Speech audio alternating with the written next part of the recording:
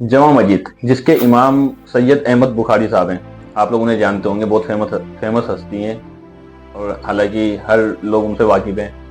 Main बात यह है कि जब जमा मस्जिद के ऊपर कोई भी आरोप लगता है, जमा मस्जिद की जिम्मेदार कमेटियों के ऊपर, तो कोई भी कमेटी नाम के किसी दूसरे शख्स का नाम नहीं जानता। यहाँ तक कि मैं भी नहीं जानता कि उनकी कमेटी में दूसरा कोई बड़ी हस्ती है। सब एक ही इमाम साहब को जानते हैं, जो अहमद बुखारी साहब हैं। और हालांकि उनका बनता भी है।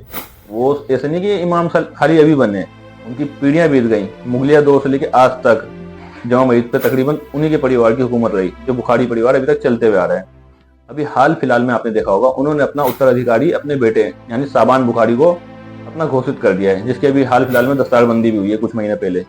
इस बारे में मैं आपको आगे बताऊंगा वीडियो के, जब तक आप वीडियो में बने रहे। शाही इमाम बुखारी, जो कि दिल्ली की और इस देश की बहुत फेमस हस्ती हैं। हालांकि इनसे हर राजनीतिक दल भी और आम पब्लिक भी वाकिफ है, इनको कोई बताने की जरूरत नहीं कि ये कौन है। लेकिन जमा मस्जिद के हालात के ऊपर अगर हम किसी को बोलें, तो क्या मस्जिद की इंतजामिया कमेटी को बोलें? जैसा कि मैं पहले भी बोल चुका हूँ कि कमेटी को जानता कौन है? भाई मैं भी नहीं जानता उन्हें। आखिर कौन है कमेटी? खाली हम शाही इमाम साहब का नाम जानते हैं। आज आप अगर जमा मस्जिद जाते हैं दिल्ली की, या आप कभी गए होंगे, तो आपने एक चीज देखी होगी कि जमा मस्जिद की सिर्फ सीढ़ी से, आप दरवाजे से वहां से लोग दुकान लगाना चालू करते, उस सीढ़ी तक, यहाँ तक कि नीचे पूरे जमा मस्जिद के सामने सीधा रोड जो लाल किले गया हुआ है, वहां तक पूरी ये जमीन किसी की थी नहीं, ना ये सरकारी जमीन है। ये पूरी जमा मस्जिद की जमीन थी, जो वक्फ बोर्ड के अंडर में आज भी। उसके ऊपर लोग रेडी पटरी और बाजार लगाने लग गए। वहाँ पे लोग नशे का सामान बेच रहे हैं, गलत काम हो रहे हैं, वहाँ पे नशा खुलेआम बिक रहा है, दारू गांजा खुलेआम। मैं अपनी आंखों से देख चुका हूँ, जमा मस्जिद के नीचे वहाँ पे लोग गांजे की पुड़िया बेचते हैं। इसका जिम्मेदार कौन है? हालांकि मैं जमा मस्जिद से, मेरा घर बहुत दूर है। जो जमा मस्जिद के पास शाही इमाम साहब है, क्या उन्हें पता नहीं कि जमा मस्जिद के नीचे क्या हो रहा है? क्या उनकी जिम्मेदारी खाली नमाज पढ़ाने तक की थी? हालांकि आप जमा मस्जिद के बारे में देखेंगे तो बहुत अच्छा इतिहास है जमा मस्जिद का। लेकिन आज के टाइम पे, साल 2024 में, क्या हालत बनी हुई जमा मस्जिद की। लोग पटरी लगा रहे हैं, वहां पे चोरी हो रही है, जेब कतरे घूम रहे हैं, नशे का सारा कारोबार चल रहा है। लोगों ने बिजनेस बना लिया, जमीन की मस्जिद को कब्जा कर करके अपनी अपनी दुकान और अपने अपने ठेके लगा लिए। इसके लिए कौन रोकेगा? मैं या आप या कोई इस देश का आम लड़का या कोई बोलेगा? जितने भी नौजवान लड़के हैं या लड़कियां वहां जाके रील्स बनाती हैं। अभी हालांकि मेरी रील्स वायरल हुई, तो वहां पे जिम्मेदारों ने बोर्ड लगा दी, भाई यहाँ वीडियो फोटो बनाना मना है। शाही इमाम साहब का भी इस पर बयान आया। हालांकि रील्स बनाने की, या कोई लड़का है या लड़की आए वहां पे बैठे, बोर्ड लगाने से सब कुछ ठीक हो जाएगा? ऐसा नहीं होगा। इसके लिए खुद वहां के इंसान, वहां के लोकल लोग जो रहते हैं, जिनका घर जमा मस्जिद के आसपास है, उन्हें बदलना पड़ेगा। वो इसलिए कि भाई जो आसपास की जगह है, जो एमसीडी अपने अंडर में लेते आ रही है, दूसरा ठेके वाले अपने अंडर में लेते आ रहे हैं, वो ठेके लगाते हैं, एमसीडी वाले उन्हें भगाते हैं, फिर वो लगाते हैं, और ये चक्कर चलता रहता है। हालांकि लड़ाई की चीज की, ना वो जगह एमसीडी की है, ना वो जगह उन ठेके वालों की, वो जगह जमा मस्जिद की है। आप गहराई में तो जाइए, पूरी जमा मस्जिद की जगह, यहाँ तक कि अब तो सीढ़ी और दरवाजे तक लोग ठेके लगाते हुए आ गए। तो इसके लिए जिम्मेदार कौन है? इसको कौन करेगा सही? क्या शाही इमाम साहब अगर एक बार अगर बोले और लोगों को इकट्ठा करें, तो क्या लोग उसके लिए जागरूक नहीं होंगे? शाही इमाम साहब खुद नहीं करते। अब इसके लिए क्या उनका तोल मोल है तो मुझे पता नहीं, अल्लाह जाने। मेरे को बड़ा दुख होता है इस चीज को देख के। जहाँ हम शीशगंज गुरुद्वारे की बात करते हैं, जो कि उसके बराबर में बहुत अच्छा गुरुद्वारा है, सिखों की धार्मिक स्थल है, बहुत पवित्र जगह है। मैं उस जगह जाता हूँ तो मैं वहां पे अक्सर देखता हूँ, उनकी जमीन जो है गुरुद्वारे की, उसमें 1 इंच भी किसी की हिम्मत नहीं हो वहां पे दुकान लगा ले। लेकिन वही जमा मस्जिद पे आप आजिए, पूरी जगह कब्जा कर रखी है मस्जिद की। इनका बस ना चले जमीन के, मस्जिद की जमीन के अंदर तक पूरा कब्जा कर ले, मस्जिद को भी अपनी दुकानों में बना ले। ये हाल कर रखा। और ये करने वाला कोई दूसरा गैर नहीं है, ये ईमान वालों के हाल बता रहा हूँ मैं आपको।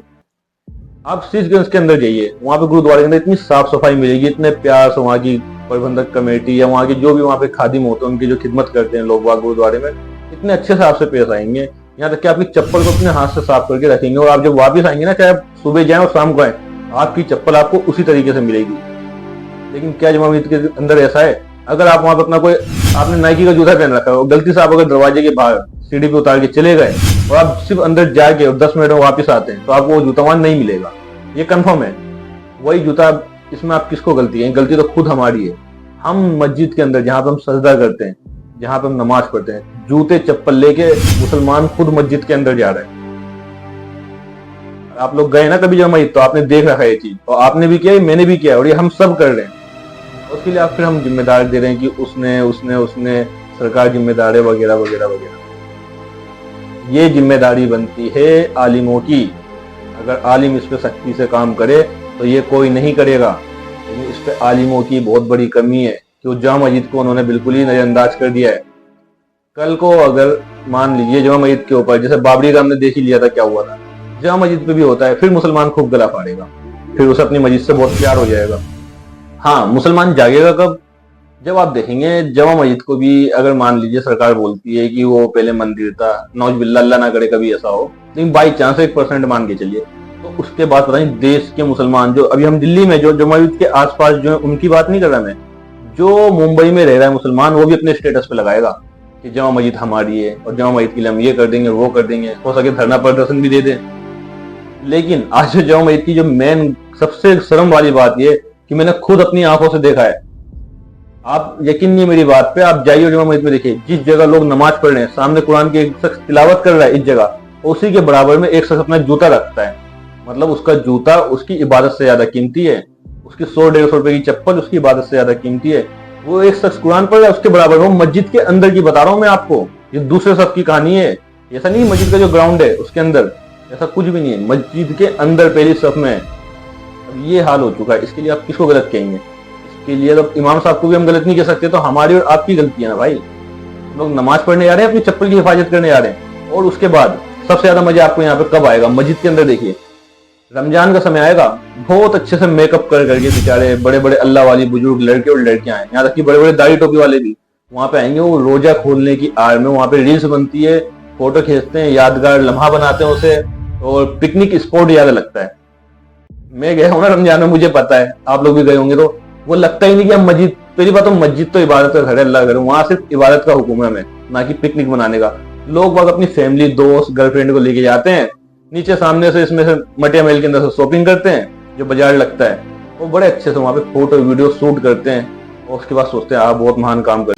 तो भाई ये हाल है मुसलमानों का, क्या कहोगे इसके लिए? किसको बोलोगे? भाई मेरी भी गलती है, मैं भी जिम्मेदार हूँ, लेकिन यार ये सब चीज हम आम लड़के लड़कियां नहीं समझेंगे, हम कितना ही कुछ कर लें, ये काम है वहाँ के जिम्मेदार का। और जिम्मेदारों में सबसे बड़ी हस्ती और सबसे बड़ा चेहरा शाही इमाम साहब हैं।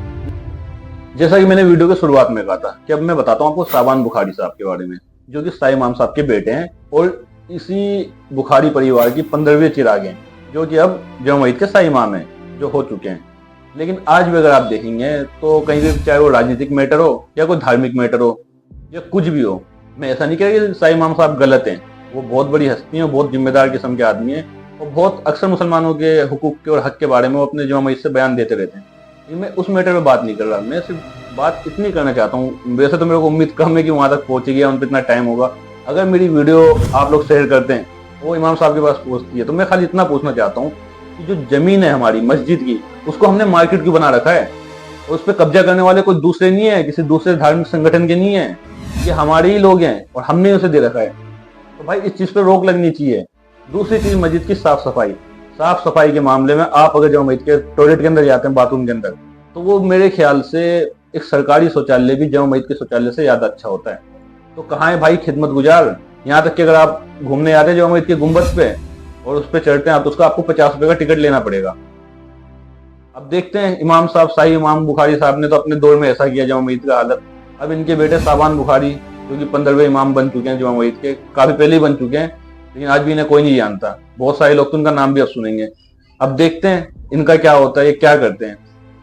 मेरी इस वीडियो से अगर किसी भाई को कोई दिक्कत होती है, कुछ होती है, तो मैं माफी चाहूंगा। मेरा मकसद किसी के दिल को ठेस पहुंचाना नहीं है। मैं अक्सर अपनी बात कहता हूँ कि मेरे को अपनी बात दूसरों तक पहुंचानी है। जो मेरे दिल में होता है मैं साफ बोल देता हूँ, मैं किसी को इल्जाम नहीं लगाया, लेकिन जो सच्चाई है तो कड़वी सच्चाई है। और आप ये बताओ कि मैंने वीडियो में जो कुछ कहा है, इसमें कुछ मैंने गलत कहा है? ये कड़वी सच्चाई मैंने बताई है, और मैं इसके लिए जिम्मेदार सबको नहीं, मैं खुद इसका जिम्मेदार हूँ। तो भाई मिलेंगे जल्द किसी वीडियो में, जब तक के लिए जय हिंद।